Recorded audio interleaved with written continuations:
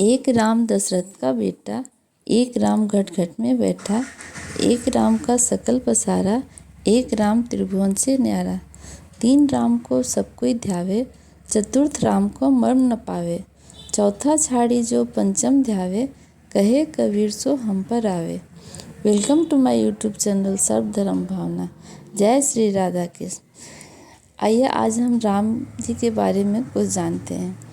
क्या राम सिर्फ हिंदुओं के ही हैं या सभी के लिए? प्रभु श्री राम को जानने समझने के लिए हमें श्री राम जी के जीवन से जुड़े विभिन्न पहलुओं के बारे में जानना होगा। राम जी के जीवन से हमें त्याग, करुणा, दया, धर्म की राह पर चलने की प्रेरणा मिलती है। युवावस्था में पिता के वचनों का मान रखते हुए राजा बनने की उम्र में वनवास को खुशी खुशी स्वीकार किया। उनके मन में राजपाट छोड़ते हुए जरा भी संकोच नहीं था। यहाँ तक कि पिताजी को तकलीफ न हो इसलिए उन्होंने अयोध्या के राजा बनने की घोषणा कर उनको वनवास दे दिया। अपने पिता को धन्यवाद दे रहे हैं कि पिताजी, मैं राजा बनता तो केवल अयोध्या का बनता, आपने तो मुझे पूरे जंगल का राजा बना दिया। राम जी का व्यक्तित्व इतना प्रभावशाली था कि जिनसे वे मिलते सबको अपना बना लेते। बचपन से ही रोम रोम में बसने वाले भगवान श्री राम की महत्ता के बारे में हम पढ़ते सुनते आ रहे हैं। स्कूल कॉलेजों के दिनों में श्री राम जी के बारे में पढ़ने के बाद उनके पुरुषोत्तम होने का पता चला। एक पत्रकार एवं लेखक फजले गुफरान ने अपनी एक पुस्तक मेरे राम सबके राम में राम के अवतार लेने से लेकर उनके जल समाधि लेने तक की जीवन की यात्रा का बहुत ही सुंदर ढंग से विस्तार किया है।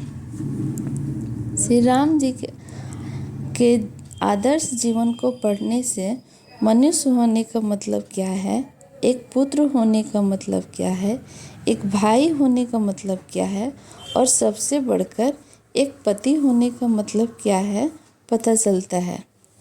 श्री राम का जीवन इतना विशाल है कि उन पर सैकड़ों हजारों किताबें लिखी जाए, नाटक रची जाए या महाकाव्य की रचना की जाए कम है। एक राम दशरथ का बेटा, एक राम घट घट में बैठा, एक राम का सकल पसारा, एक राम त्रिभुवन से न्यारा। तीन राम को सब कोई ध्यावे, चतुर्थ राम को मर्म न पावे। चौथा छाड़ी पंचम ध्यावे, कहे कबीर सो हम पर आवे। यह दोहा संत कबीर के द्वारा लिखा गया है। इस दोहे में संत कबीर कहते हैं कि तीन राम को सब कोई जानते हैं, लेकिन चौथे राम को कोई नहीं समझ पाता। अर्थात जो चौथा राम है परमात्मा, उसका ध्यान करने से हमें सच्चे ज्ञान की प्राप्ति होती है।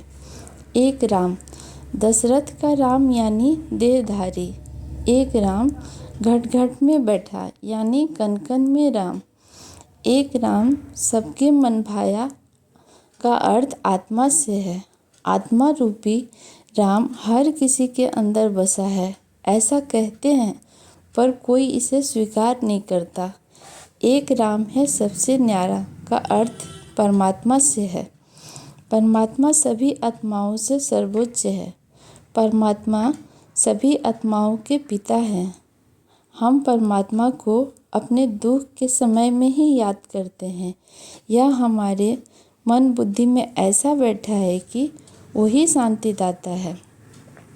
भगवान निराकार हैं। भगवान के निराकार होने के कारण कई धर्म में अंडाकार के पत्थर या प्रकाश के रूप में दर्शाया गया है। हिंदू धर्म में भगवान शिवलिंग के रूप में पूजा की जाती है। शिवलिंग का अर्थ है शिव का प्रतीक या प्रकाश का प्रतीक। इस्लाम धर्म में अंडाकार आकार के काले पत्थर का सम्मान करते हैं, जिसे हजरे अस्वद यानी पवित्र पत्थर कहा जाता है, जिसे मक्का में ग्रैंड मस्जिद में काबा में रखा गया है। ईसाई धर्म, जीसस क्राइस्ट ने कहा है गॉड इज लाइट, यानी ईश्वर को प्रकाश का स्वरूप बताया है। बौद्ध धर्म, महात्मा बुद्ध ने गहन ध्यान शुरू किया और जन्म और मृत्यु के चक्र से परे भगवान का आध्यात्मिक निराकार अविनाशी अस्तित्व बताया। सिख धर्म, गुरु नानक जी ने परमात्मा की महिमा इस प्रकार से कही है, सच्चित आनंद स्वरूप अकाल मूर्त से है। लगभग सभी धर्मों के अनुयायी परमात्मा को निराकार ही मानते हैं, अर्थात राम कोई और नहीं परमात्मा ही है। इसलिए राम सभी के हैं, जिसे सभी धर्म के लोग अपने अपने धर्म के मुताबिक याद करते हैं। जय श्री राम।